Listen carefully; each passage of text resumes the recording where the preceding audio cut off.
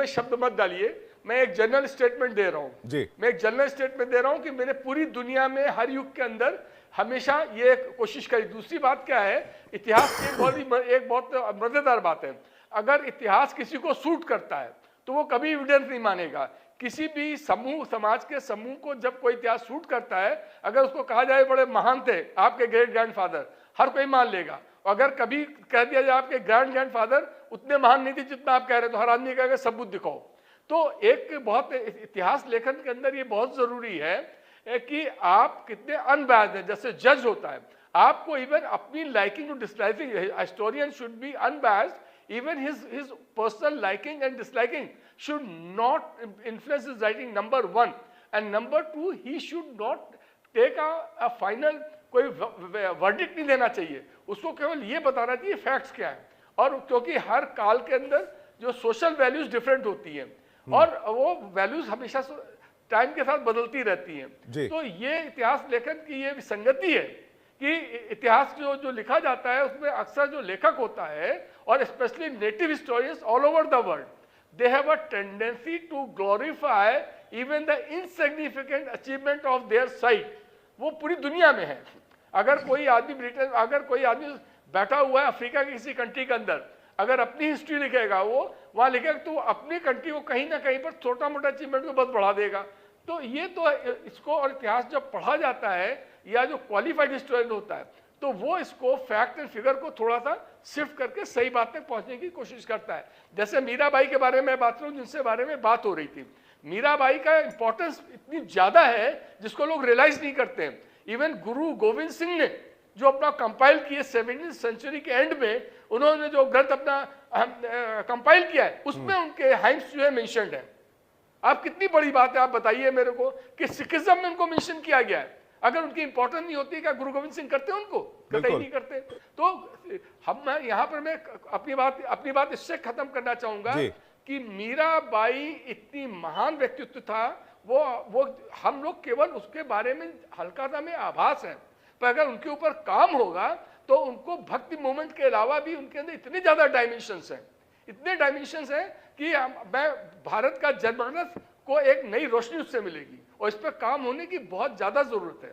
जी, सैयद जवाद कुछ कहना चाहते हैं, उसके शिप्रा मैम आपके पास आ रहा हूँ। सैयद जवाद। तो विवेक भाई वॉइस क्लियर नहीं आ रही थी। हाँ जी, देखिए क्या है, मैं यही कहने की कोशिश कर रहा था, अगर यही कोई विपक्षी दल का नेता या किसी की जबान से इस तरीके की चीजें हो जाती हैं तो पूरी भारतीय जनता पार्टी और उनका पूरा जो है एक तंत्र जो है वो पूरी राजनीतिकरण करता है।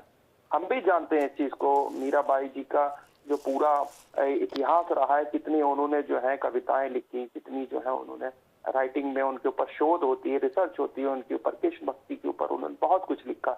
लेकिन इसके बावजूद भी आप एक जो है कॉन्स्टिट्यूशनल पोस्ट के ऊपर बैठे हुए हैं, आपको बहुत देख करके, बहुत सोच समझ करके बोलने की जरूरत होगी जब आप किसी महान शख्सियत के बारे में कोई बात कह रहे हैं। लेकिन भारतीय जनता पार्टी से सवाल जवाब कौन करे, उनको समझाए कौन, उनको दिशा कौन दे, अगर उनकी आलोचना भी करे।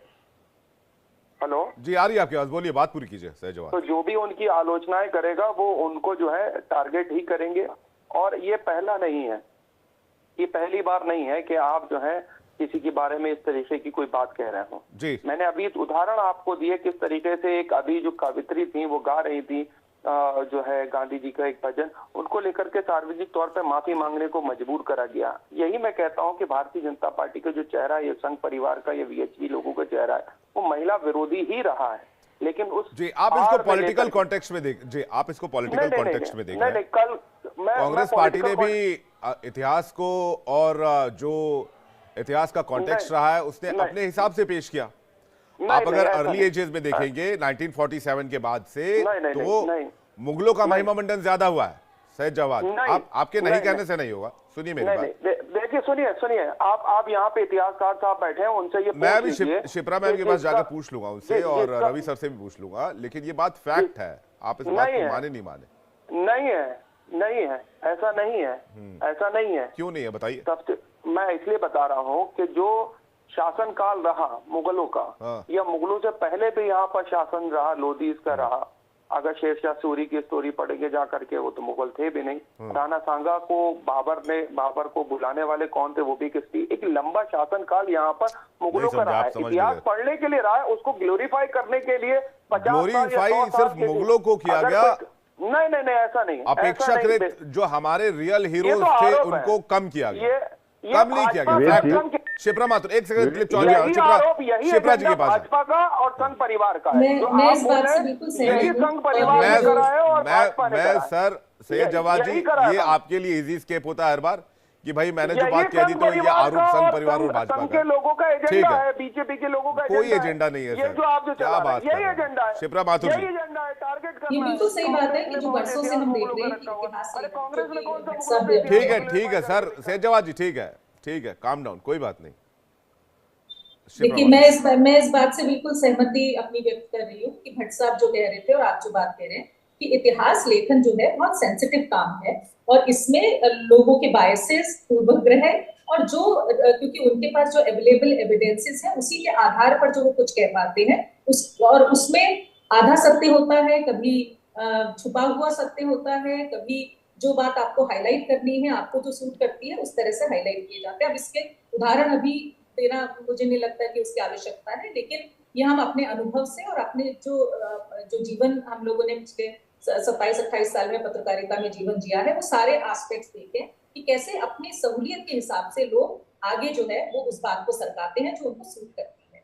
मीराबाई के संदर्भ में मुझे लगता है कि और ये बात भी मैं इस बात को भी मैं स्पष्ट कर दूं, देखिए जो पहले का जो समाज था, जो जिस दौर की हम बात कर रहे हैं, ऐसा नहीं था कि सब कुछ ठीक था, ऐसा नहीं था, कुछ भी चीज ब्लैक एंड व्हाइट में नहीं होती है, बहुत सारे ग्रे एरियाज होते हैं, बहुत सारी चीजें हमें नहीं मालूम है और कमतरी रही होगी, कुछ लोग गलत भी रहे होंगे, कुछ लोग सही भी रहे होंगे।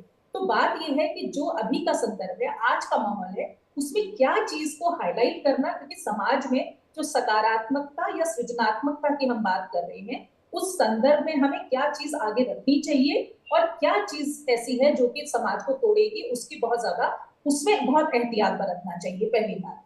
दूसरी बात, अगर हम ये बात करें मीराबाई के भी संदर्भ में, तो मेघवाल जी जब कुछ बात अपने वहां से कहते हैं और हम मान के चलते हैं क्योंकि वो सिविल सर्विसेज से आते हैं, पृष्ठभूमि उनकी बहुत पढ़ी लिखी, ऐसा नहीं है कि कोई मतलब पढ़े लिखे व्यक्ति नहीं है कोई, और इतना गैर जिम्मेदाराना जो बयान वो देते हैं, उसके बाद सफाई भी अपनी पेश करते हैं, उसको अगर हम थोड़ा सा दरकिनार करके हम फिर इतिहास में देखते हैं तो ये बात तो सही है कि हमने जो रिस्पेक्ट या जितना इम्पोर्टेंस या जिस तरह से मीराबाई का एक जगह होनी चाहिए थी जो डिजर्व करती है वो, अब भट्ट साहब बिल्कुल सही कह रहे थे, इतने सारे आयाम हैं और मैं जब उनको पढ़ती हूँ मुझे लगता है कि इतना ऐसा व्यक्तित्व है जो कि पूरी राजस्थान की पहचान होना चाहिए कायदे से। बिल्कुल, मतलब राजस्थान की पहचान मीराबाई से अगर हम करें तो वो जो संदर्भ है कि ऐसा नहीं है कि महिलाओं के साथ कुछ गलत कभी इस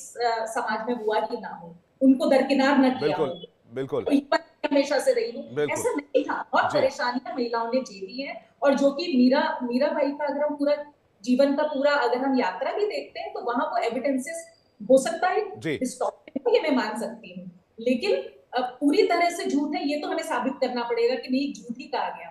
बिल्कुल, मुझे लगता है अगर बख्तियार खिलजी और उनके सैनिकों ने नालंदा यूनिवर्सिटी को जलाया नहीं होता तो कई और फैक्ट्स और कई ऐसी किताबें हमारे हाथ में होती जिससे हम अपने इतिहास को और अच्छे तरीके से और स्पष्ट क्लियरली देख पाते। दिलीप चौहान जी कुछ कहना चाह रहे हैं, जल्दी से दिलीप चौहान जी, फिर मैं विवेक जी बिल्कुल रवि सर एक सेकंड, नालंदा यूनिवर्सिटी को जिस कारण जलाया गया वो इतिहास कुछ और होता है।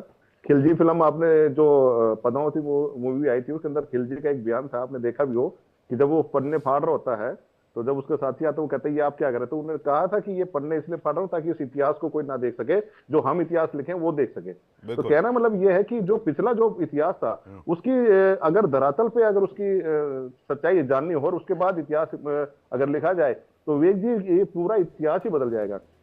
जिस प्रकार ये तो जो हम इतिहास पढ़ रहे कि पिछले 50 साल देश को आजाद हुए लगभग 70-75 साल हो गए, उसके अंदर जो इतिहास हम आज के किताबों में जो पढ़ रहे हैं सारा का सारा अंग्रेजों का लिखा हुआ पढ़ रहे हैं। और गूगल जो इसके सबसे बड़ी जो जड़ है वो गूगल है, गूगल पे हम कुछ भी डालते हैं तो वो जो लिखा जाता है उसको हम सच मान लेते हैं। आजकल आपने एक मुद्दा ये भी देखा होगा कि पृथ्वीराज चौहान जो मूवी आई थी तो उसके अंदर गुर्जर समाज और जो है राजपूत समाज के अंदर एक भिड़ंत हो गई थी और उसके अंदर कहा गया कि पृथ्वीराज चौहान जो है गुर्जर समाज से थे, जबकि इतिहास कुछ और है। तो आप ये मैं कहना ये चाहता हूं कि गूगल को आप इतिहास ना समझें। गूगल इसमें जिम्मेदारी बड़ी सरकार की बन जाती है, सरकार के एंड की। रवि सर 10 सेकंड में जल्दी से एक रिएक्शन, आप कुछ कहना चाह रहे हैं?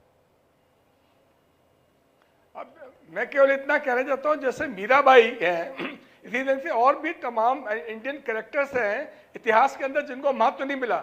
अब रचित बोरफुकान का कितने लोगों ने नाम सुना है? आप मुझे पढ़े लिखे लोगों ने। रचित बोरफुकान 1622 में पैदा हुआ था और आसाम की जो अहोम डायनेस्टी थी उसका कमांडर था, जिसने औरंगजेब की फौज को सराय घाट की बैटल में हराया था और कभी भी मुगल फौज आसाम पे कब्जा नहीं कर पाई। उसको उसका जो है नाम हाईलाइट होना चाहिए था। उसके नाम पर केवल एनडीए के अंदर एक गोल्ड मेडल दिया जाता हर साल, तो इसके अलावा कोई भी जानता ही नहीं रचित बोरफुकान कौन है। बिल्कुल, कई हमारे ऐसे जो है इतिहास में हमारे लिए प्रेरणा स्रोत है, कई संत हैं, कई महात्मा हैं, कई फाइटर्स हैं, कई लड़ाके हैं जिनके बारे में हम कम जानते हैं। और दूसरी बात ये कि जिनके बारे में हम नहीं जानते हैं, फैक्ट डिस्टॉर्टेड है, हिस्ट्री भी डिस्टॉर्टेड है, उनके बारे में सोच समझ के बयान देना चाहिए, क्योंकि इससे सीधे हमारा समाज कनेक्ट होता है। आप सभी मेहमानों का बहुत बहुत शुक्रिया हमारे साथ जुड़ने के लिए। दर्शकों, आपका भी बहुत बहुत धन्यवाद हमारे साथ जुड़ने के लिए। वक्त ब्रेक का डिबेट में फिलहाल इतना ही। फॉर